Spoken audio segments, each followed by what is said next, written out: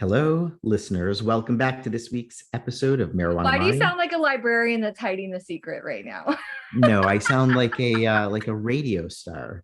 No, radio star. Okay, if you're gonna do radio star, you're gonna do like the guy that did the countdown, like that. Okay, quick fun fact. Oh, The music that killed the radio star, however, that song, right? yeah. That was the Video first killed the radio star. video killed the radio star. That was Yeah. the first airing video on MTV when it debuted. That's not.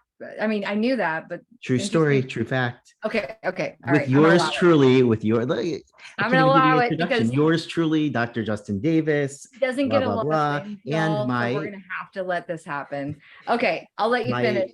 My incandescent co-host, Cynthia Ooh, Brewer. like a light bulb, because That's I'm right. bright and super duper smart, and I'll blow out at any second.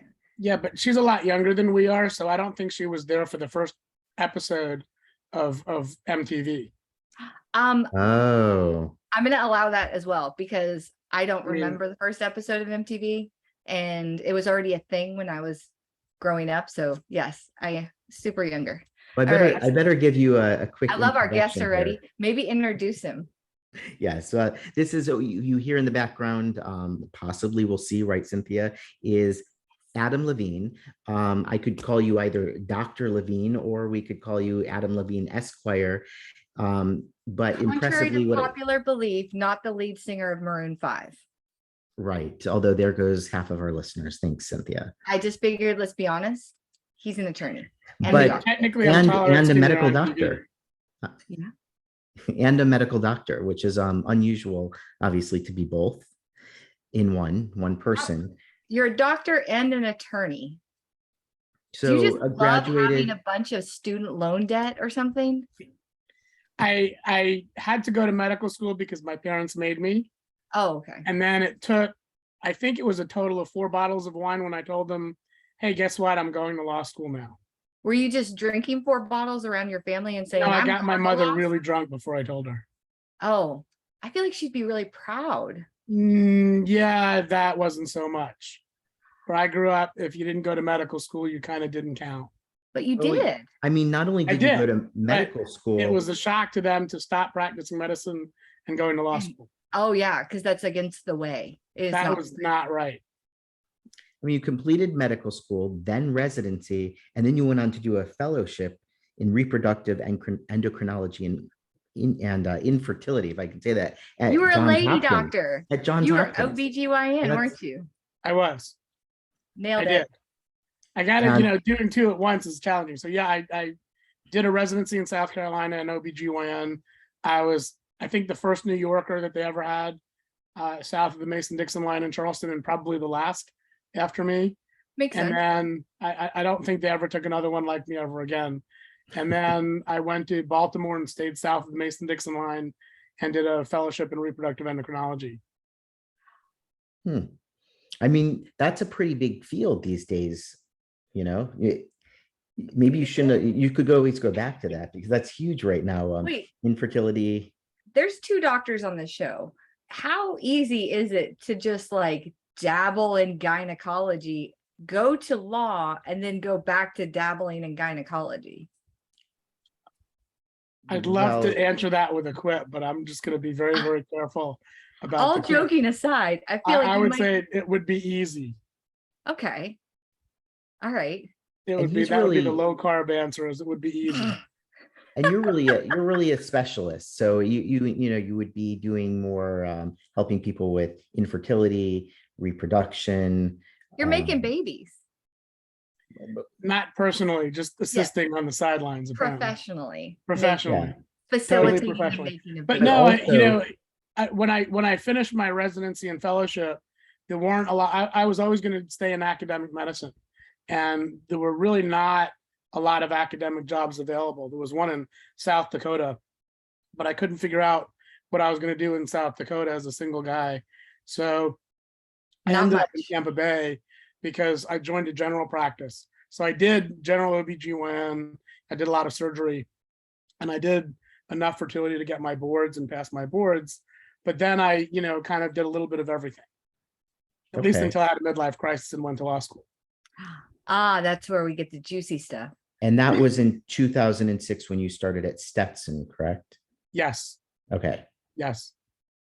So And that was so now, right about, I think in the beginning of 2006, I had my midlife crisis and I took the law school application test and spoke to the director of admissions at Stetson at the time, was Laura Zuppo, because I lived in Clearwater and I wasn't sure that I really wanted to move to go to school. And the practice that I was working for agreed to let me work during the day as a doctor and go to law school at night. So that's essentially what I did. Justin's due for a midlife crisis. So are you going to Stetson start is a great practicing place to law? go, but Justin's got, I think, another law school that's right where he lives. University of Florida, UF. I could be Yeah, a great idea. I could be a triple graduate, Oh triple my game. goodness. This is Perfect. perfect. It's Totally incremental perfect. life achievement education. You are a career student just out there making dreams come true. My mother actually just retired this year, but she was a law professor at UF. That's right. So you would make her very happy. She wouldn't be nearly as disappointed as mine. I highly doubt your family was that disappointed. You seem very Uh, successful in what you've 4 done. bottles of wine. It was good wine. It took a lot. Okay, if I give my mom some of her purse Pinot, okay, and she'd be down for anything after 1 or 2 bottles. Like I don't think she would oppose much, but I guess every parent's different. So let's talk about what you're doing now. Like obviously our podcast is called The Marijuana Mind. So you knew coming into this that we were going to talk about marijuana, pot, hash, keef, ganja, whatever you want to say. We're going to talk weed. So Okay. is your law practice focused, and what, Justin, help me out with the name of it The again. Florida Legal Advocacy Group of Tampa Bay. Okay, we're going to have to acronym it and we'll deal with that later. But We're gonna I talk- think before we touch on that specifically, maybe you should tell us when you decided to switch careers and go to law school. I just realized what the acronym was.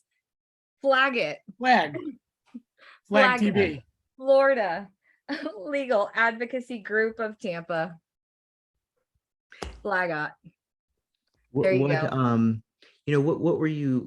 What were your dreams and aspirations? What did you see yourself achieving by going to law school? And what is the trajectory looked like leading us up to now? I'd like to say I had these altruistic goals in life about helping more people or doing more for society. But the truth was, as I was getting older, going in at 3 o'clock in the morning to deliver a baby was becoming significantly more challenging. And the other part of my life was dealing with hospital administrations and third-party payers was really taking away from the practice of medicine. So doctors were starting to stop being professionals and more being time clock punching, members of the cog, as they just went around in circles, not accomplishing a lot. And the industrialization or the corporatization, or whatever the right word is, of medicine, I thought was really distasteful. You weren't really practicing an art and science anymore. You were really punching numbers. And it bothered me to an extent that I really didn't like doing it as much as I used to. There's things that I miss. I miss going to the operating room. I miss surgery. I miss some of the patient interaction that I had, or most of the patient interaction that I had. There's some people you don't miss and some things you don't miss, but I really felt like I didn't want to be punching a time clock. And as we've turned everyone into hospitalists and shift workers, gone are the days when you had a professional that was taking care of you. Now you have someone that's really just working shifts, and their level of caring only extends as far as their shift. And I really just didn't appreciate that as much. So I thought going to law school would give me a better opportunity to have a wider impact. Do you ever feel like that, Justin? Well, I've avoided that at all costs. I've gone a very different direction because I didn't like that at all. But in cannabis, like as a recommending physician in cannabis, I mean, listening to, do we call you Dr. Levine? You can, please call me Adam. Okay. Justin is smarter than I am. I mean, the answer for him being smarter than me is, I picked a profession that I have to practice in a hospital. And he doesn't have to go to a hospital. He doesn't have to go to a facility. But I feel like they've kind of turned the physician recommendation part of the marijuana program into that cog in the wheel, that pencil pushing, paper filling out, like really disconnected doctor. Now, Justin is really good because I've seen him with patients. Justin's really good about following the rules, but also creating that one-on-one relationship with the patient. Like, you never have a visit under an hour. You're not Well, whipping out the follow-ups are scheduled for half an hour. well, and that's the- great. I mean, But- I don't mind. But still, you would never do that in a practice that wasn't what you're doing. No, But, and I mean- and the flip side is that I don't make much money because I see a quarter of the volume of a lot Yeah. of these other Right. There's physicians out there. doctors that doing don't even see them certifications. for more than a minute and a half. We've had people actually give us feedback where they went to physician groups. They saw the doctor for less than a minute. They were there for 6 minutes. Justin does very comprehensive like evaluations, but do you ever feel like the program has kind of taken away that ability to be a like independent physician and do it the way you want to? Is this a question for me? Yeah, I want to know. But it certainly makes it very challenging, and it's not, I've given up having a lucrative practice for Yeah. having a more meaningful practice and really knowing my patients and spending time with them. But the flip side is, I don't make much money doing it, but I And enjoy we're a it. nightmare. I'm a patient and I'm a nightmare for you. Like, I'm always trying to talk about my feelings in these meetings with him when actually it's supposed to be focused around cannabis. And I think I treat him like my psychiatrist. And that's a good thing. But again, I stand by, he's smarter than I am, because, there's no third party payers. So he's totally in control of his practice. Yeah, I And, guess you are. he doesn't have to rely on a facility. Now, the difference between what I was doing and doing medical marijuana as a certifying physician, the problem is, I think the first area where the state is stepping in to regulate the practice of medicine more. You get an MD, you get a DO, you graduate from school, you do at least 1 or 2 years of training, depending, and you can get yourself licensed to practice medicine in Florida. Once you're licensed, you can do anything you want. It then depends on your privileges at a facility. I mean, I can go do neurosurgery tomorrow and cut someone's head open. I don't know that anyone wants me to do that. I don't think that was my best, subject in medical school. But I don't think any hospital or a surgery center would ever give me privileges to do something like that. And I don't think anyone would even pay me to do that on a third party scale, because I couldn't get credentialed or privileged to do that. But in medical marijuana, the state has stepped in and said to doctors, you have to do X. And the you have to do X is dramatically greater than any other field of medicine. And the only exception that I can think of, and you all can correct me if I'm wrong, would be around the lines of pregnancy terminations. And even then, I mean, I don't care what your political viewpoint is. I don't care what your opinion about pregnancy termination is. But, the state of Florida legally doesn't count a baby until it's born. Right. It's not a person. So the courts don't take jurisdiction over an in utero pregnancy until after the baby's out and breathing. So the amount of oversight that Dr. Davis faces as a recommending physician is nothing like other physicians, except for anyone who would be participating in aborting a pregnancy. That's correct. And even there, even aborting a pregnancy, the state really doesn't regulate it as much as to say, if you do X, it's a criminal activity. Right. Now you have to go to jail too. Well, I mean, So technically that's exactly what they do for physicians. If you do X, they're going to come after you, and they're going to. They come after you to take away your license, but they don't necessarily put you in jail. Right. So, we've but seen- the level of oversight, the level of craziness is dramatically greater for medical marijuana. I mean, that's so weird to put those two side by side and say this is like being regulated very similarly, and they're so different and they're so not the same. But I mean, so let's get to why you decided to break your mom's heart and go into law school. Obviously we know that you were jaded by, being a doctor in that whole system, but what did you want to do when you started practicing law? And how did you become excited about marijuana? What I really I'm really interested in health and administrative law and to some extent civil litigation. And the area of medical marijuana that started my interest was twofold. The first was the regulations that were involved, I thought were totally crazy. And the way that it came about in Florida, I think was a totally genius move on John Morgan's part. You know, Oh, yeah? I think when and you know, I mean, I've gone the whole spectrum for Morgan and Morgan by thinking I love them, I hate them. I mean, I started out hating them because I was a doctor, and then I think they sued me once or twice as a doctor in case they got dropped. And then I've gone the entire gamut of, gee, John Morgan is the greatest thing in the world. And the reason was because he approached the constitutional amendment in a totally different way.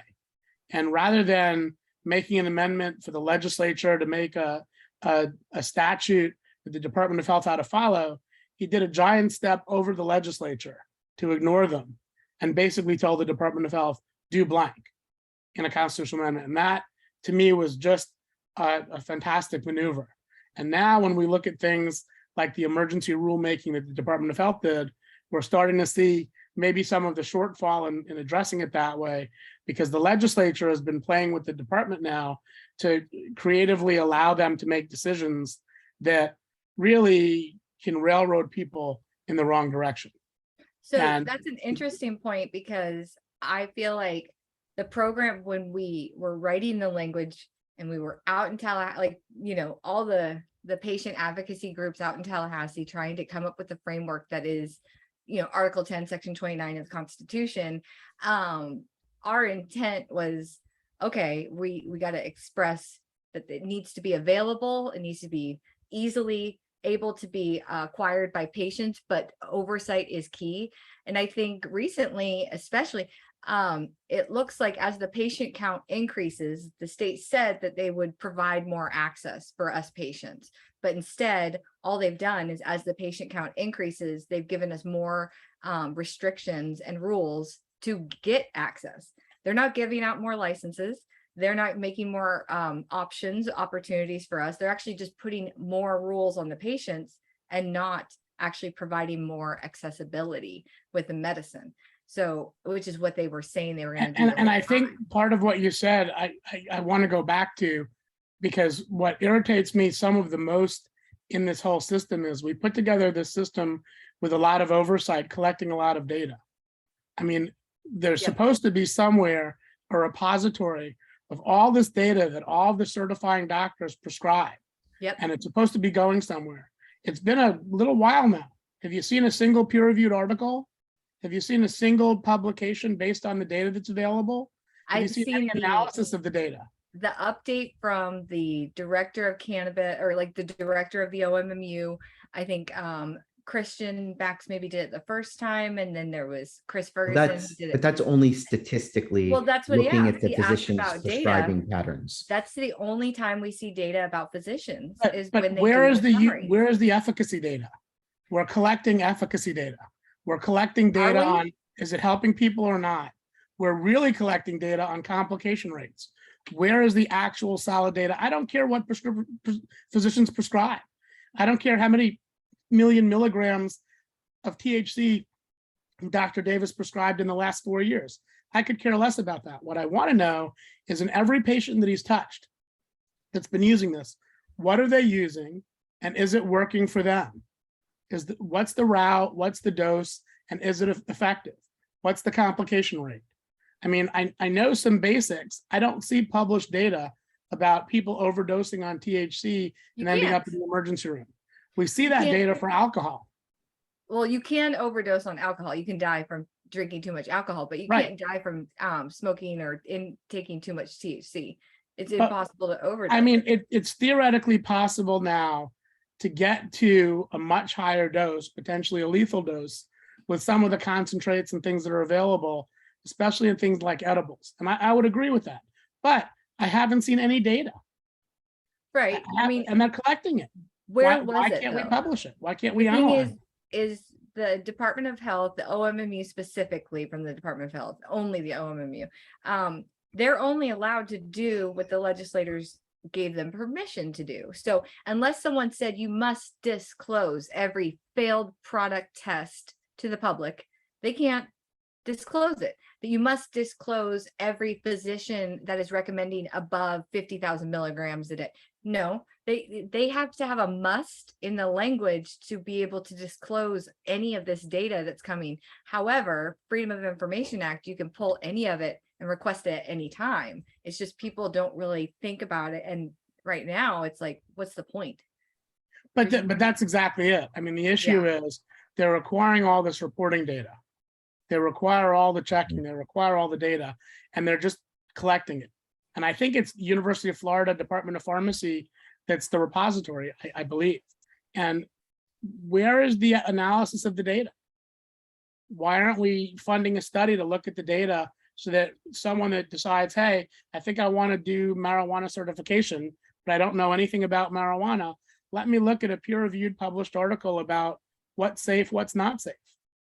You know, we're going to change the doses in an emergency rulemaking, but nowhere in the dose change do we have any connection to what's safe and what's not. Well, I think maybe those values were arbitrarily and ambiguously pulled out of someone's ass. Well, and I would agree that it was totally arbitrary, and I would add a word to it. The word is capricious, because I really, really wanted to file an action and challenge the emergency action. I think a lot of people would have supported you. But no, nobody supported us. Two people supported us. Did you advertise to patients? We advertised pretty widely, and one doctor, I think, sent $100 in support, and Jacob Crowley at the Florida Cannabis Clinic here locally in Clearwater sent $1,000. Okay, what you need patient support in the form of a monetary donation for your cause and or as a litigant, right?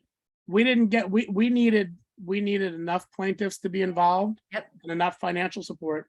We didn't even get enough financial support to pay all of the filing fees necessary, right? Much less the required travel fees and everything else.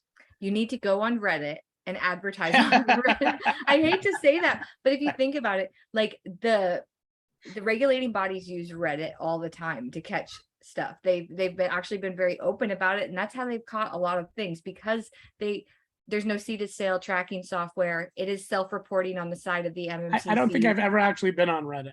I know, and I don't encourage it. It's a very dark space to go into of the internet. But when I want to know, like from a testing lab perspective, personally, if I want to know, okay, I was fired by one company, who do they test with? I go on Reddit, because that information is readily available to, not readily, it's somewhat available to patients who purchase medicine, but I'm not going to go around as a patient and waste my registry on a bunch of dirty medicine. So I look there, and patients are smart enough to start asking for the lab reports, and they'll post them.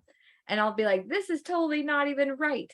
Or how did this end up on the market? Or why the hell is this at this level? That's how I find out. But that's where the patients that are on these subreddits and these groups have actually pulled money together to do a public records request for hundreds of pages of documents about wholesale purchases between MMTCs.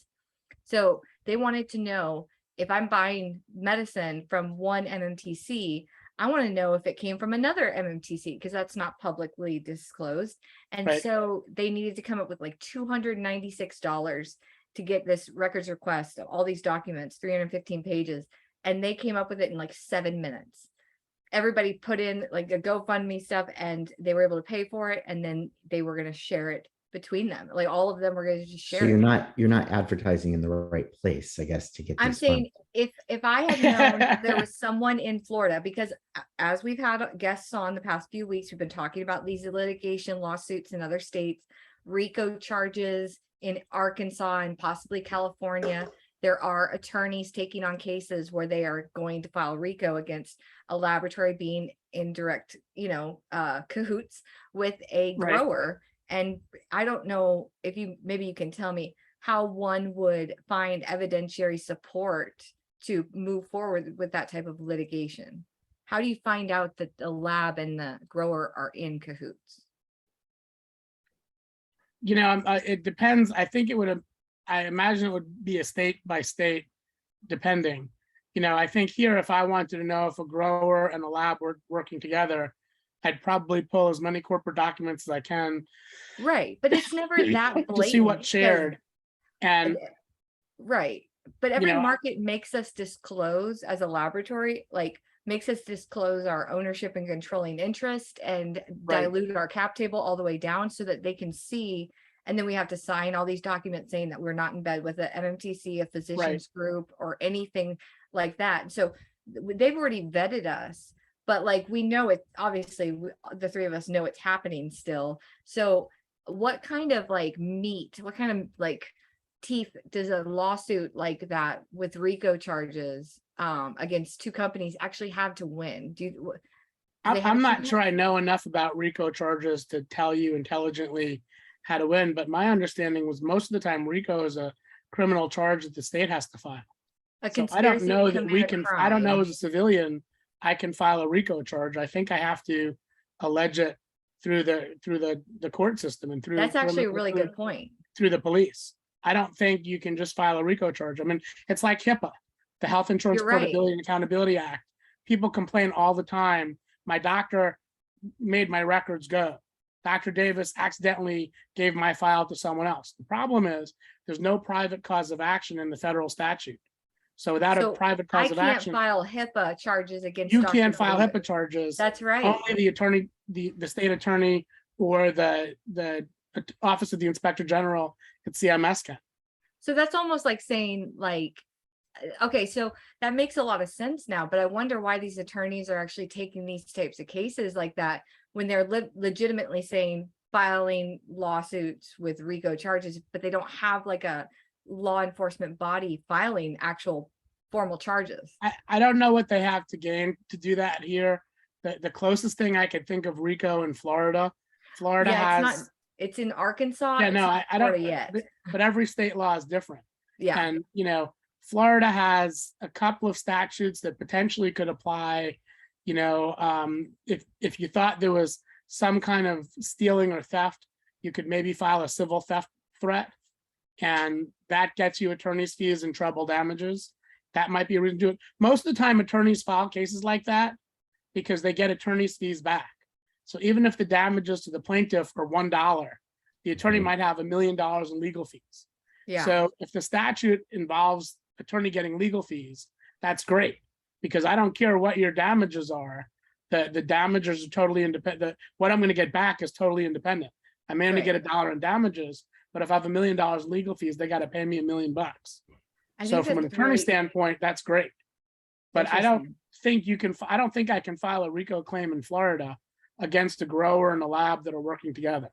Now, And even if they're not, just the assumption of being able, yeah, I'm gonna have to, I never even thought of it like that because I've been looking at this from afar because obviously I have nothing to do with Arkansas, but Right. keeping an eye on it is because I mean, RICO, you think mafia, you think lowbrow, back of the Italian restaurant, like big guys making deals. But conspiracy to commit a crime and RICO sounds pretty catching. And I guess they did. I mean, they got my attention for sure. I didn't even think about the it logistics. sounds good, but I don't know that they could do that. It's like, how can I prove that you're working with an MMTC? If you're working in a testing lab, how do I know that you're not in cahoots and faking the results? Right. How Most do of I the know that stuff you're isn't really on doing the results? paper. All the requests and the dirty lowbrow stuff is never going to be on paper. It's always like somebody's conversation with someone else. You Justin, had go ahead, lunch or with you wanted someone to- else at an MMTC and you guys agreed that it was going to be X. I mean, Right. how do I figure out if a testing lab is really doing what it's supposed to be doing? I mean, I would That's bet easy. well, no, but you would need law enforcement involved, because I would need law enforcement, A, to get your banking records, because I won't be able to get them as not law enforcement. I would need B, I would need someone to go in and check from all your suppliers that you're really ordering all the reagents that you need to do all the testing.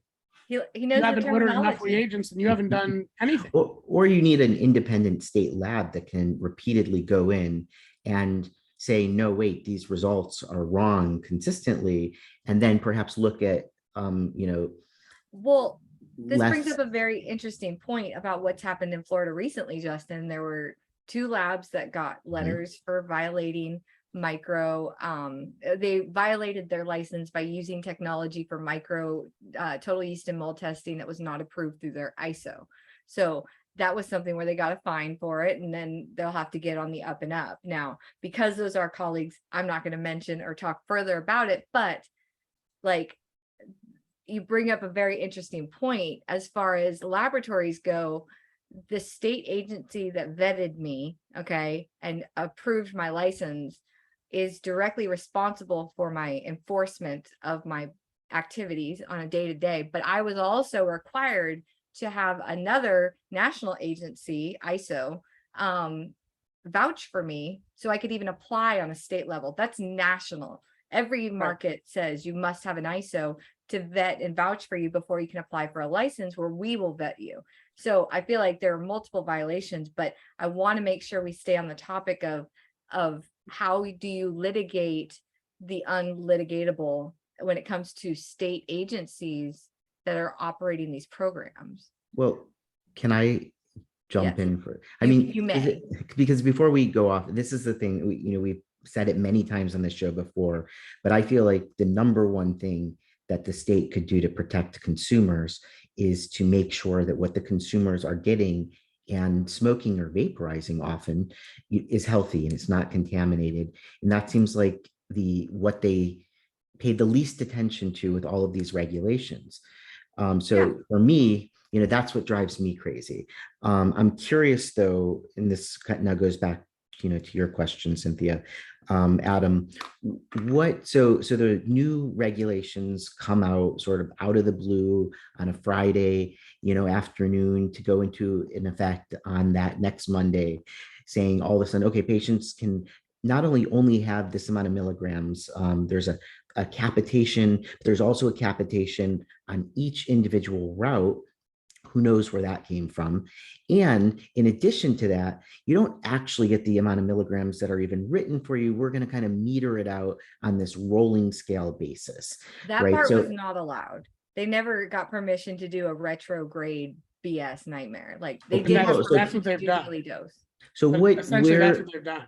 So this is where you've all of a sudden sort of come very visibly on the scene to many of the people in the Florida cannabis world by threatening litigation, against the state. What brought you out? Why did this particular and what is issue, bring you out of, and what do you want? What can you do about it?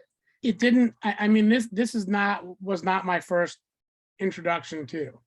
I originally participated in that weekly, bi-weekly, quadri-weekly Zoom meeting because Jacob Crowley tried to get me involved long ago. And I paid attention and was involved in a while back. And then I got caught up with work and other requirements, and this took a back seat. I was involved with attorney Luke LaRoe in the past. In 2012, the state changed the PIP law. And PIP is the personal injury protection. If you live in Florida, you must purchase $10,000 of PIP insurance. And it's supposed to give you an alternative to filing suit if you're hurt in an accident. And it limits your access to the courts because of it. Unfortunately, in 2012, the state did a couple of things that were really, again, twisted, that didn't make sense. The legislature said, if you're in a car accident, massage therapy is no good for you. We're not going to pay for it anymore. And we're going to allow the insurance carrier for PIP to limit your coverage to $2,500. So you have to buy $10,000 in coverage, but your insurance carrier who you bought it from can decide we only have to actually pay out $2,500 unless you have an emergency medical condition. And that's created a host of other problems. I actually used to do medical massage therapy for car accident claims when I first moved to Florida, because I went to massage and I was the lobbyist for the Florida State Massage Therapy Association and their general counsel for several years. Isn't that crazy? What a small world. I couldn't figure out after college what I wanted to do. So I went to school for NMT. I moved to Florida. I had one client that had a car accident claim, and I actually could bill insurance. And there you go. Do soap notes, but then I stopped in 2011. Well, so you right before got out before you would have been forced out.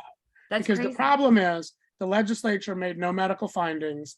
They did nothing. And if any of your listeners have ever been in a car accident, maybe the only thing that's going to make you feel better is a massage. I mean, it may be the chiropractor helps, but I mean, I've been in a couple of car accidents, and the massage therapist was life-saving for me. Wow. And, I found that issue totally offensive, that the legislature could jump into regulate medicine with no medical findings and no medical data and nothing to support it. Plus, And it was a then, non-narcotic pain medication. oh, you don't need it. It's great. I mean, massage is fantastic.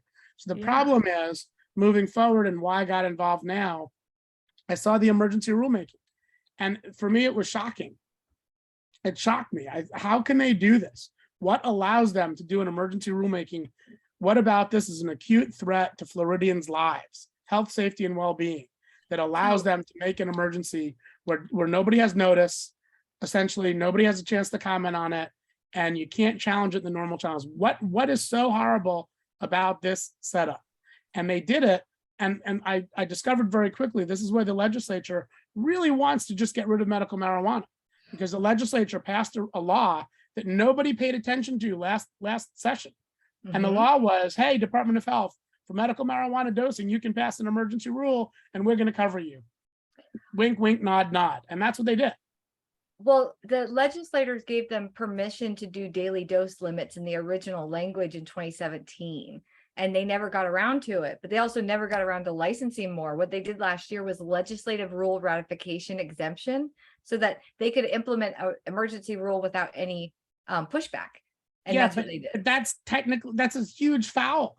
Yeah. I mean, if this has been going on since 2017, what is the problem in 2022 right now? They just From got around to it. 2017 that requires an emergency rulemaking, where Hey. there's no oversight and no chance to look at it. That What's is the exactly problem? what I was saying about patients. Like, they haven't got around to licensing more licenses because I guess they're busy.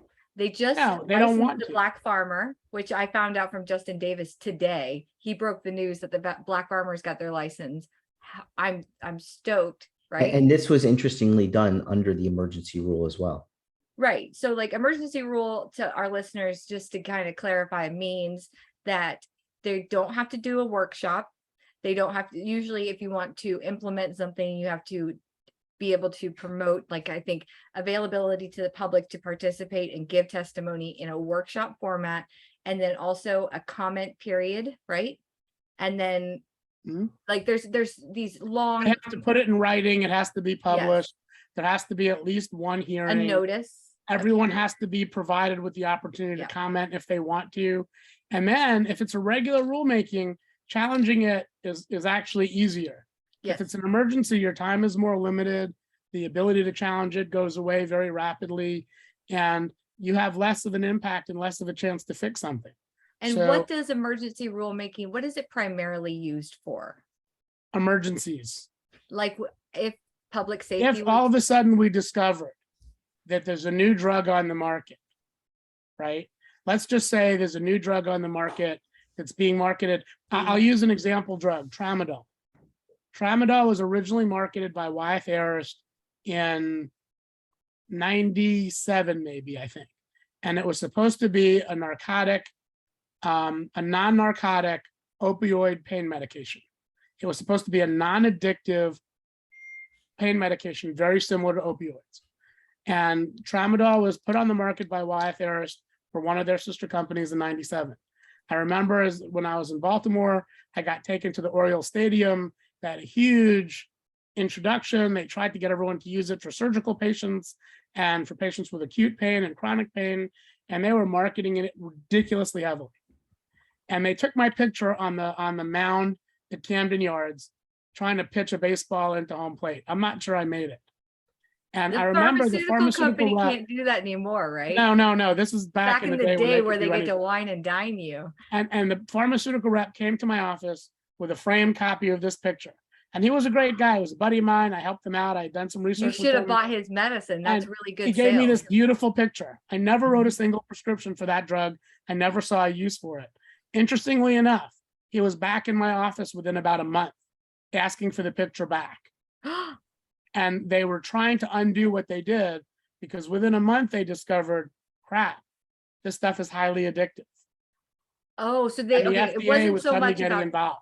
I was like, what are they So going to do with an this emergency picture? rulemaking would be the Department of Health saying, we have an unscheduled drug, tramadol, We need it to be an e-force. We need it to be monitored. Doctors, you can only write it as a drug of last choice. So And limit. what was That it would be before then? why you would use an emergency rule to suddenly undo something. What was it being used for before? Like, what would it be counted as before they It realized was that just needed to be a pain medication that was supposed to be non-addictive. like an ibuprofen? It was going to be an 800? oxycodone, but a non-addictive oxycodone.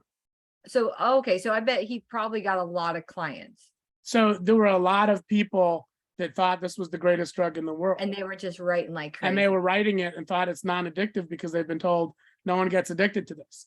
And within 6 weeks, they discover, oops, highly addictive, we got a problem. That's an emergency rule. So that would be an emergency.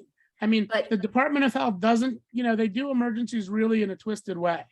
There was an acupuncture therapist, an acupuncture physician, I should say, in Florida. And there's a great, it's a fun case. I use it when I teach at Stetson. I teach a couple of classes, and I use this case all the time because it's so salacious. So this acupuncture doctor was having sex with his female patients, Okay. right? And somebody reported it. Obviously, that's a problem. The Department of Yeah. Health revoked his license in an emergency way. If they want to revoke your license, otherwise, they give you notice. You've got 40 days to respond and ask for a hearing if you have issues and do something else. This was an emergency. Your license is revoked. You got Yeah. 10 days to respond, but your license is revoked because you're Yes, having sex with you patients. keep can't do having that. sex with your patients, Right. and like we don't like it. It's frowned upon. So like revoked. Except this doctor got a very good attorney Was it and they you? challenged the emergency revocation of the license. And the court said, slapped the Department of Health on the hand and said, you guys are bad. You can't take away his license for seeing all patients. He was only having sex with women. So he's allowed to treat men because he's not having sex with them. He didn't So you even have should have sex just with any of the restricted his dudes. license to only taking care of men. Were you his attorney? No, Oh, I thought this was full circle. no, don't- this was not, this had Like nothing to do with Justin was me. the doctor, and But you the were Department of attorney. Health has what I'm getting at is there are very stringent limitations to the imposition of an emergency action by any administrative agency. It's supposed to control their power to do whatever they want. And in this doctor's case, should he have probably lost his license? I'd argue, yeah, you shouldn't have sex with your patients. It It's doesn't frowned upon. matter that you're only having sex with girls and not boys. You just shouldn't do it. But this kind of case shows you the Department of Health is very limited in its emergency rulemakings. If they had just done a rulemaking to take his license away and he had a chance to challenge it, that would have been okay. But because they did it in an emergency way and gave him not a lot of options, that was kind of undone. So here, the dosage issues, I think, are just the tip of the iceberg. You said it, Justin will say it. They've never really made an effort to expand medical marijuana. What they're doing in the state is doing their best to limit it very quietly, very surreptitiously, Strategic. bit by bit, and or by just not acting. I mean, you can't disprove a negative, so they're just not acting. And Okay, I've got a this is an question for intentional both of act you. on their part. Both of you as an attorney and a doctor, and also as a doctor, and Justin practicing fake law. So Justin, in your opinion, in the Florida market, if you were a regulator and you had to implement an emergency rulemaking, what would be the one thing that you would think would be an emergency that would need language drafted immediately? In terms of the cannabis market? Yeah, our cannabis market. Well, here it in would Florida. clearly have to do with laboratory testing or the transparency of that, not letting something to do with that. So maybe not letting there be a direct interaction between labs and the growers, so that there was no pressure put upon the labs to, fudge results or have better results. Right. Do you think that the state should disclose every failure to the public? Yes, I do. Okay. Well, I don't know about every day. No, I'm You gonna. can't cherry pick. It's either all or nothing. Disclose. You can't partially have transparency. From a laboratory's perspective, we can't be sometimes transparent or have integrity. Would it only be the failures though? I mean, do they also disclose? Because there's I'm obviously saying- going to be many failures, but a lot of those can be remediated and are remediated. Right. What I'm right? saying is, if if you know that, then patients know that. So what's the harm in telling patients about every failure that was submitted for compliance testing? Well, it would certainly lend itself that, as a grower, you wouldn't be able to easily go from one place to another. What You about a wouldn't be able to just patient? A switch patient could make products. an informed decision on if they wanted to utilize a And grower it would that put a kept lot of failing. pressure on the growers to, have stellar products initially as Yes. well. And I guess, as a patient, you could not only see the failures, but you could see how many times these companies are failing, what they're failing for. Make an informed decision as a patient if I want to Okay. use the I'll company. stick Now, with if I my was, yes Can answer. I mean, hold you on, both I got to know a ask lot you more the same about this than I question. do. I want to ask you the You same both know a question. lot more than I do, but here's my question. Don't I already get that transparency if I walk into an MMTC? No, No. But do I no. have to know about the failures? First of all, the state does not require any MMTC to disclose the COA documents that legitimize the medicine as safe. But It's not mandatory. if I go into a dispensary, aren't I getting a printout No, on every product I No. buy that tells me how much is in something? no, no. Sorry, sweetie. Then why? I thought I did. Hey, you got to just trust them. That's the problem. You got to just trust them. Right now, patients, if they want to see the document, the certificate of analysis that legitimize the safety of the product that Right. is mandated by law for my laboratory to issue these growers, you have to either jump through some hoops, go on the website. Some people make it a little easier, some make it a little harder, some don't do it at all. But there is no language. There was language that said every MMTC must have QR codes that go straight to a COA, but then someone took it out and said can instead of shall and must, just replacing those words strategically out in Tallahassee, as you know, But made But it what's so more that important, Cynthia, I think, is that even if you have access to it, it doesn't mean that they're necessarily legitimate. And that's the problem that we're finding, or that, of course, that because there's a direct relationship with the growers to the people testing, the people Yep. testing have and that's a competitive market. There's a Oh, yeah. lot of pressure on them to retain their clients. the And success of my company is directly tied to my clients liking the results. they Not- can't whistleblow No. either because it's their client. And Of so course. their hands are tied, plus they're incented potentially. That doesn't mean all of them do, but they're incented to do maybe the wrong thing. It's a very common practice that the growers will lab shop. So if they don't like the results that they got on one failure from where they're getting repeated failures, they'll go to another lab and lo and behold, they don't have any failures. Same Surprise. product. And the thing is, to make it worse, yeah, you can't test whatever you want. There's very strict regulations. yeah, you can't test your own product. So you can't just go in, let's say, to a store as a state and say, we want these samples. We're gonna, do a random test and make sure they're okay, or that The you didn't state just switch can the now. labels. The But that's a state is brand new allowed to thing. pull samples. That was as of last year. They got money to implement seed to sale tracking software, which they did. They picked BioTrack. It just hasn't been implemented. They have a state-run laboratory that's being built out, and that's almost done, so they can do confirmatory testing. That's awesome. But also, they never had permission to pull anything besides edibles off of the shelf. So now they have permission to not just pull samples as they see fit, but drive them to their lab, okay, which they never had permission to do, and test them if they feel necessary. So those are big things that we never had in the original language, or Okay, that they were taking out. I really am, the legal side of me is compelled Yeah. to jump in.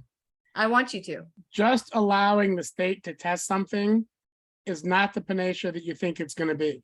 Oh, of course not. I'll give you a great example. I won't say which county or which attorney. I'll try to keep it as clean as possible.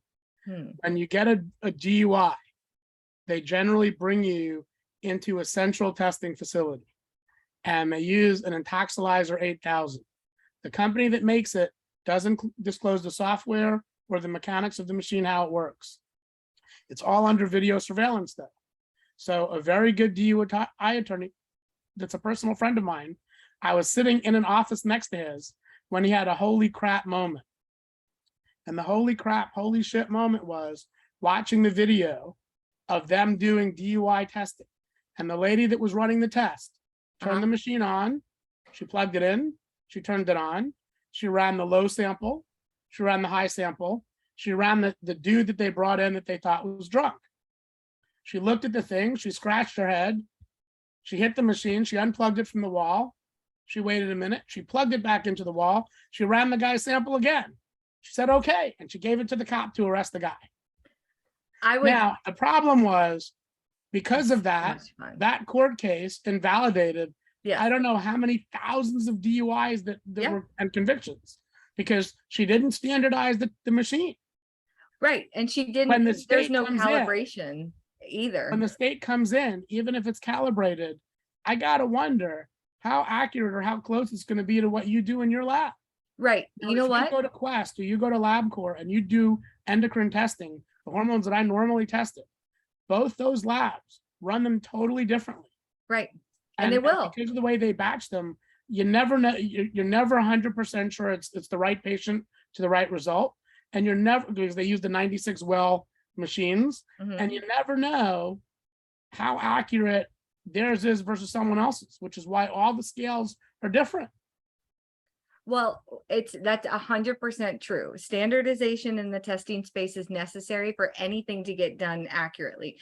But I do have faith, and I will give credit where credit's due to the OMMU and their lab, because they actually are building a lab. There's many markets that we're in that don't have confirmatory testing. So it is my method versus the next guy's method, and whose is better. His potency is way higher than mine. So I lose all these clients, but yet I'm detecting failures and he doesn't fail at all. What's interesting as an attorney is to ask the state, hey, by volume, okay, how many, there's 11 labs in the state of Florida, okay, 2 of them are, close, near and dear to me. And there's 22 license holders, but not all of them are producing enough. So there's a very saturated lab space. And then there's these growers that know this. And so they get to pick and choose, and they utilize that frequently to their benefit. And we're starting to see that the people that had to make that choice between integrity and data and making money chose what they chose. But at the end of the day, it's like, at least the state knows, based off of all the methods we've submitted as laboratories, and then also who's doing what. They know what's going on. They're not dumb, but they're going to outfit their lab with what's best practice in their mind. And there is no exact science. We all know no one's an expert at this yet, but I feel like just the fact that they're able to catch some of the blatant violations, like potency inflation. Potency is not difficult to run. You can prep it. The state has very strict rules on how you can calculate potency. It's really, I could do it, and I'm not even a chemist. And that's what's going to catch some of those bad players inflating all these numbers. And I say they're good actors because they're so good at pretending to be like good labs or good companies. The one thing I want to ask you is, I want to ask you the same question I asked Dr. Davis. In our market right now, the wonderful Florida nightmare that we operate in, if you were going to do emergency rulemaking, what would you think is an emergency? In terms of medical marijuana, I don't see an emergency. That's a good answer. I don't know what's acute enough to require immediate intervention by the state without any oversight. This has been going on since 2017. It's been developing in a brand new market for 5 years. Where is the acute emergency? Now, does someone have to die? No, but there should be, to get an emergency, something that has an emergency or an acute impact on the health, safety, or well-being of a Floridian. And, if you're growing marijuana, if you grow a bad batch, what's the emergency? It hasn't happened yet in 5 years. If the testing is, well, as far as I know, or it hasn't come to market, but if you grow a bad batch, as far as you know, or you do the testing and it doesn't work out, where is that an emergency? I mean, because it's not having an impact on general Floridians. Now, yes, there's an impact right now on legitimate labs, on people that have integrity, that are doing it the right way, because other people are profiting by cutting corners. I would suggest that just having the state test creates a bigger problem than you think, because from my experience, It's the people that have integrity that get burned the worst, because the people that course. are cheating are going to continue to cheat whether or not the state is testing. The people with integrity Right. are going to have a problem matching what the state does, because if the state comes out with a different number than they do, they're going to have to make their results come closer to the state, and Well, it becomes an issue. that is a good point. And I'm going to That's a tell you good from point. experience, being honest, having integrity, and being really good at what we do is not making us the favorite in the state. If anything, it probably makes us the least. But I wanted to finish the thought I was saying a second ago, as far as transparency with data. I would love the state to release a percentage failure by volume, by laboratory document, because then you can see exactly what labs have what type of volume going through their establishment, and what failure percentage they issue by volume. And then also, I think that there should be a legitimate reason why an MMTC would want to switch a lab, and it has to be filed appropriately that my company or another lab is not as competent, capable, or whatever to someone else that they want to utilize. They can utilize multiple labs, but to just hop between, I feel like there should be some sort of documentation for that. You said there are 11 testing labs currently in the state of Florida. Yes, licensed. All right. Yes. And 11 testing labs, have all of them been around about the same length of time? No, All right. 5 If were we- licensed in 2020, and the rest kind of trickled in. If we correct for the amount of time, can't we look on a percentage basis of who's coming up with failures and see who where the outliers are? Well, we have, and we saw, but it didn't matter because nobody But- did anything about it. But you know, the truth is, it would be statistically improbable if you correct for the number of tests that are run and say your lab has a 12% failure rate and the next guy's lab has a 2% failure rate. It's just statistically improbable when you look at the numbers. So if I was looking for a lab to look at, I'd probably look at the lab with the lowest failure rate. I maybe would do some number crunching to figure that out. But it doesn't take rocket science to do that, especially when you see everyone aiming to the people that have the least number of failures automatically. Because if I was running a dispensary, I would really want to have the least likelihood of a failure somewhere.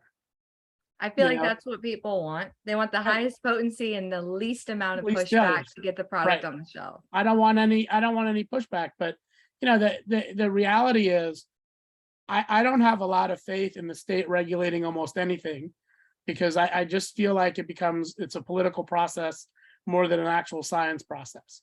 And they prove that to me over and over and over again, because I was a scientist. I ran a research lab in college. I've done bench research since I was a freshman in college.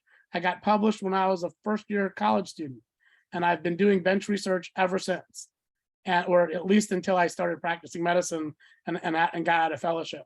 But I've done enough bench research to know, that my math is terrible, and I have to write everything out longhand and use a calculator and check it again. And I also know that, when you're doing lab testing, science is definitely not exact. You can No. run the same assay 3 or 4 different times, and that's why we have standard error bars, because you may get 3 or 4 different numbers. But you have to have someone that can look at the numbers intelligently to figure out how many samples you need and what the range of acceptable is and where that's going to be.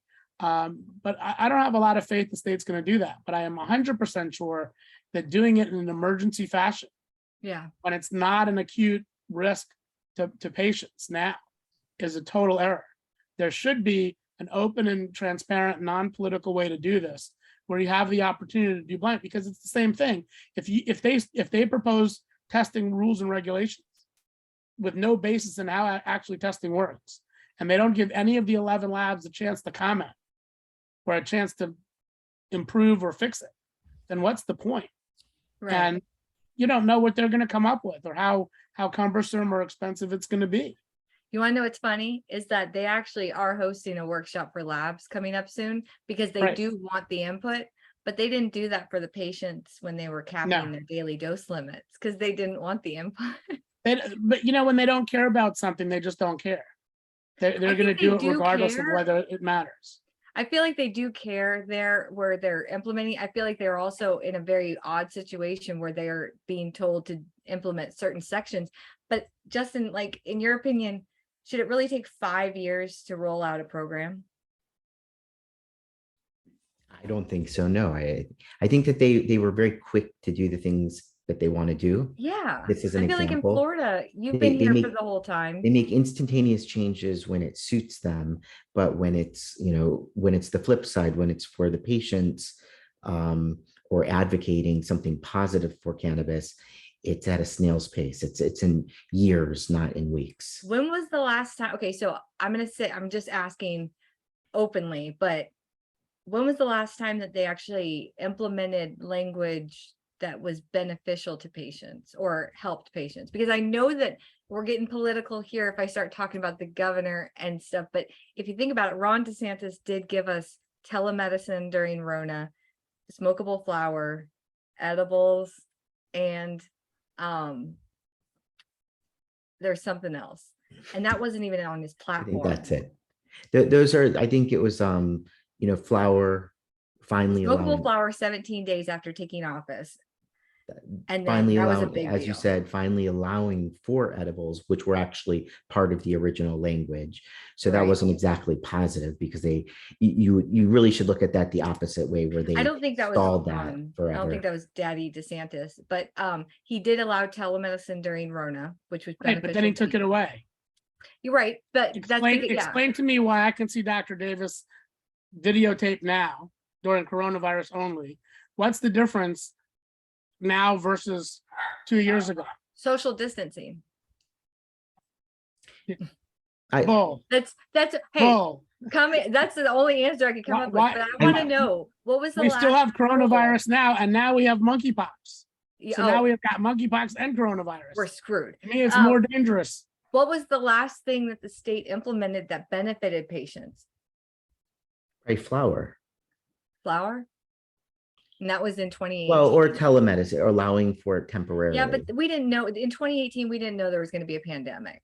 So that happened in 2020. So that was an accident. That was right. That was reactive, not proactive. When was the last time they implemented language, an emergency rule that benefited patients or made patient access more accessible? I can't even think of an example of that. I can't think of one. There are none. That's I mean, not good. It's and the problem also is the Department of Health has a tendency to be totally out of sync with the governor's office sometimes. With coronavirus, sometimes we're in sync, sometimes we're not. During coronavirus, the director of the Department of Health and Governor DeSantis had emergency orders that said pharmacists were allowed to do coronavirus testing. But I know of multiple pharmacists that were prosecuted by the Department of Health for doing coronavirus testing. Prosecuted, where they filed administrative complaints to take their licenses away because it's against the statute. Even though the governor and the director of the Department of Health both said pharmacists are allowed to do this to help the citizens get more testing done. But the Department of Pharmacy prosecuted. Wait. Didn't you go to like a CVS to get tested? That's a pharmacy. That's a pharmacy, and in the statutes, it's illegal for pharmacists to do any testing at all, except when coronavirus came around. And they've changed some of those now, so I think that they can do like strep testing as an example. I don't know what they've changed totally, but I know that the governor's emergency order that the Department of Health picked up said these parts of the statutes no longer apply, and they listed them. And then I also, because I was hired by one or two pharmacists that got into trouble and had administrative complaints filed against them. They were small business pharmacists, weren't they? Like local neighborhood. They were definitely neighborhood pharmacies. That's why. So they went after the little guy, even though they said pharmacies can take testing, and they kind of shuffled that money towards CVS and Walgreens. Well, yeah, I haven't seen anyone from CVS or Walgreens get complained. Well, I mean, here's a true story. Back in actually 2016, I don't know if you remember the program back at its inception, but it was very different. Initially, there was, only you had to be a terminally ill patient to have high Right. THC. Then that changed, but you still had to be seen 3 months. You had to be established. I put air quotes here, established patient for 3 months before you could be ordered marijuana. And so how we were supposed to do that was a huge mess. And I decided that we could do telemedicine to establish the patient because it wasn't actually a prescription, so it wasn't precluded. Luckily, I guess luckily, other physicians followed suit when they saw that I was doing that. And the Board of Medicine very quickly decided, they didn't want that to be occurring. Right. So they tried to pass a resolution surreptitiously without announcing anything, or at least barely an announcement, that they were going to make a resolution against that, which wouldn't be a law. There wasn't a law yet, but obviously, if you're a physician and you go against, a statute by the Board of Medicine, you're screwed. I was able to, along with my brother, we gathered a number of petitions of actual patients, presented it to the board at that meeting. I went and I spoke very, very politely and had a handout for them why they should reconsider it. It wasn't even like you must stop this. It was maybe consider these points before you vote on this. It actually stalled them a few times, but unfortunately, the head of the Board of Medicine is very adamantly opposed to cannabis, and I think hated me for that. And this is what started me as a single physician, not a group like with Doc MJ, for example. They went after me, just like they went after those pharmacies. So I became the first, followed by Dr. Dorn as the second physician that happened to. But that was all surrounding telemedicine that they were so against. And then all of a sudden, it's okay in COVID. All of a sudden, totally it was opposed okay. to telemedicine, and then all of a sudden, okay, infectious diseases out there. Maybe we can't do that anymore. But what I will say that I saw a little bit during the COVID time with telemedicine is that while it seemed really like a great thing for it was a great thing for a lot of patients who are homebound, who are already established, made it very convenient. There was really no problem with it, except for I think one of the very things that they feared in the beginning sort of became a reality, where you had all these physicians that were doing it correctly by the rules, and then all of a sudden you had all these physicians that decided to not pay attention to the rules and just sort of go crazy with telemedicine, ranging from seeing other doctors, patients, sort of stealing them, which was strictly prohibited, to actually just seeing patients de novo only ever by telemedicine with very little consequences, it seemed.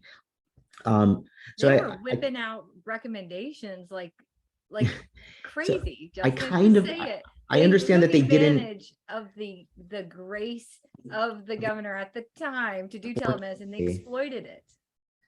I mean, what I think should have happened at the very least is if they were so against telemedicine, they should have at least made an exception for patients that really truly cannot come to a doctor's office, which are a number of these people. And maybe the certifying physician isn't the one to determine that, just like we can't determine if somebody is terminally ill. But if a third party determines that they are housebound and it would be, they just simply can't go, why can't they have telemedicine for at least those people? I don't think he has an answer for that. It's the same reason why can't recommending physicians do house calls? Like everything has to be house calls. You can do house calls? Sure. I do house calls for patients that are homebound. Oh, well, look at you.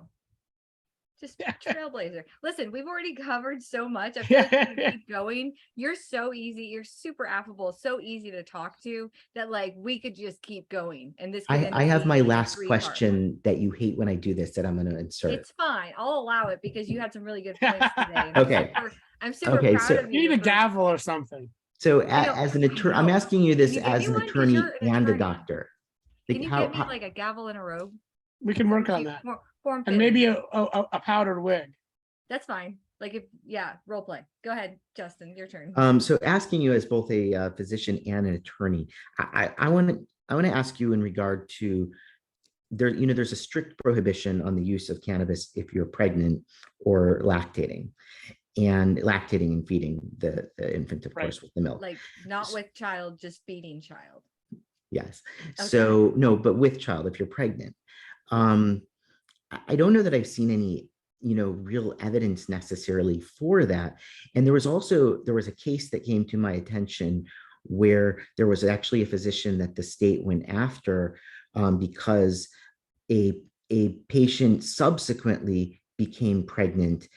And I wonder, While she was- why, but they allow patients to go 7 months between visits, and they were even allowing for telemedicine. So how could this physician all of a sudden be solely responsible that his patient became pregnant when she had attested not to be pregnant? And even as part of my case, I had a 57-year-old who was menopausal, who had answered no the day before on a questionnaire that she wasn't pregnant. And so of course, I didn't think it was necessary to issue a pregnancy test. And that was one of the state's cases against me. Okay, so to summarize, because you were Because I'm practicing, long-winded. sorry, you were practicing as a gynecologist, you were practicing as a physician, gynecology was your specialty, And discipline, obstetrics. and then now you are an attorney. So we've got you, a very unique unicorn guest today, and we're asking you your opinion on cannabis use during pregnancy or during breastfeeding, and if the doctor should be persecuted for recommending for a person who gets pregnant in the interim between visits. The legal answer and the medical answer is kind of, it depends. The first part of the question is, can a doctor always know if a patient is pregnant? I don't know how someone can always know. I mean, you can inquire, and it's kind of, I read the case, Dr. Davis, that you were involved in. I read the administrative law judge's order, and I thought it was great. The interesting thing is, I'm not sure how you can do anything other than take a patient at their word or the records they provide at their word. I don't think there's anything ever that I've seen that requires you to go beyond what you're seeing in a record to verify that it's true. If you see a record from me, I don't think I've ever had a doctor ever call me and say, did you really make this record? Did you really do this? Did you really say this? Well, did you really maybe it make this was diagnosis? true. I don't think I've ever seen that. Maybe she wasn't pregnant at the visit and you Right. tested her and But she if was someone gets negative, pregnant, but then she decided to have sex. right. Random. Oh my God. And maybe she wasn't using protection right, or her birth control, Controversial. right. And oh my God, she got pregnant. And she got I knocked totally up. get that. But if you've already written the certification and you don't know, there's not a lot you can do. And it doesn't make Only it thing mandatory potentially that you can do is say to every woman that comes in, if you feel like maybe you somehow managed to get pregnant, you need to stop and call me and get tested. But probably you already do something along those lines anyway. So I'm not sure that we're adding anything to it. As far as marijuana and pregnancy, there's really almost no data. The data that's available is all relative. I mean, there's smoking data. So if you smoke cigarettes and you're pregnant, there is data that shows that it is detrimental to a baby, that a fetal movement goes down dramatically, placental development goes down, oxygen delivery to a baby goes down. So when you're smoking cigarettes, that's a problem. I don't know that if you're smoking marijuana or vaping marijuana, that you're getting the same result as you do if you're smoking cigarettes. I'm not sure I would go out on a limb and say perfectly safe, go ahead and do it, but I'm not sure without data that I'd be willing to say it's an absolute prohibition. We all learn now that alcohol and pregnancy doesn't mix, and you can't drink alcohol. But what we totally forget is it wasn't that long ago that doctors used to put women with preterm labor on alcohol drips. And they'd be smoking a cigarette when they deliver her. No, alcohol is a muscle relaxant. So someone with preterm labor, we used to put on an alcohol drip and get them really drunk. And anyone can go buy alcohol, right? You don't have to go and show a pregnancy test or sign an affidavit when you're buying alcohol. You can even go 9 months pregnant to a liquor store very visibly pregnant and purchase a couple handles of whatever you want. No one's going to stop you. Right. Like, You can And go buy someone might cigarettes, you stop can buy you. tobacco. and Yeah. also I would say that You can if balance the drink on your belly, legit. And I'm just kidding. If I'm the just saying, state- no, it's not against the law. And if the state was so concerned about cannabis use during pregnancy, why would they have allowed telemedicine, for at all, first of all, at any point in time, for women, with only being able to, of course, ask them? You can't test through telemedicine. Yeah. Two, why would they ask about not pregnancy. require then have a special requirement, let's say, for a monthly pregnancy test for women certified of, childbearing age, to either show that they're not pregnant or prove that they're on a form of birth control, because they actually do that for certain drugs like Accutane. Right. I mean, if you have is a acne and you're taking Accutane, there's a lot more hoops to jump through. Yeah. Mhm. And there's a lot more side effects you should be worried about. Can you besides getting imagine knocked up. the hue and cry that would occur if the Department of Health passed a rule through OMMU Yeah. that said every woman of childbearing age has to have pregnancy testing? And Or then be on I would birth defy control. them to figure out what's childbearing age. Because, And what I've is- delivered women as young as age 12. And And I'm what not sure I should call them women. I mean, they're more like girls at that point. And And I've when's delivered the women as old cutoff? as 60. So I mean, essentially anyone that you're going to give medical marijuana to, except my grandmother, maybe they need a Childbearing. pregnancy test, and maybe once a month isn't frequent enough. Maybe we need to make it every week or every 2 weeks, because we know Who- the who beginning pays of for embryo that? development is the most critical time. Who's paying for that?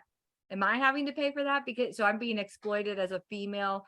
My gender has other hoops to go through. It's opposed to me. No, I know this could actually go a long way. We could argue many of the faults of the program and the deficiencies, but we would be here forever, and I'm going to get hungry. So No, but the real issue is you're not really arguing faults of the program. They're selectively enforcing and making rules in areas in an effort, I think, to limit things more than they need to. Yeah. And if they would just look at the data that's available and try to help people versus hinder them, I think we'd make a lot more progress. I agree with that 100%. And I don't think you'll have an easy time finding a doctor that's intentionally trying to hurt a patient. I mean, finding someone that's intentionally trying to cause harm. I mean, I can count on one hand with all the cases that I've ever read, seen, or heard about where a doctor has done something intentionally bad. I don't think doctors intentionally want to hurt anybody. I do think that sometimes growers that are cultivating want to make sure their reputation stays sound. So they will intentionally do things like release product that's not good as a way of securing their job or making sure that they make money and make numbers because of pressures. But I don't really think anybody in this program wants to hurt anyone else in the program. But damn, they make it difficult to be a patient, and they make it difficult to be a doctor. And those are the two parts of the program that are supposed to be the most secure. But even if a grower or a dispensary or a lab, if someone cut enough corners for there to be creating a harm, they're essentially out of business. Are Because- they? Well, I think so. Once someone figures out that they're the cause of something, they're done. I think it's a small Well- community. Everybody knows. I'm going to end it with this and let you marinate on this. I wanted my There's been 5 letters of violations already released, and nobody seems to give a shit. So Well, but the question is, I haven't seen any of them. I know And nobody you know, really does. so Just like you don't go on Reddit that often to advertise right, for okay. litigation. No, I mean they're out there. You have to. I mean, some but there people- should be but the difference is, if the Department of Health has a complaint against Dr. Davis, if you look him up on the website, it says complaint, here it is, here's the link, bingo. If they have a complaint against a grower, or a letter of concern against a grower, or they have something against a dispensary or a lab, that should be on the licensing website where you can pull anyone up and find it, the same Right. way that a doctor is. Yes. Maybe if there's something issued, they should have to put it in their window, like one of those grades for restaurants. Yeah, Justin, you should have a grade for your physicians. Actually, I How think many patients everybody are should. going to the grower's place of business? No, to the dispensary, because The in Florida, dispensary, yeah. in Florida, Right. it's vertically Okay. integrated, so it's But one I'm and the saying, same.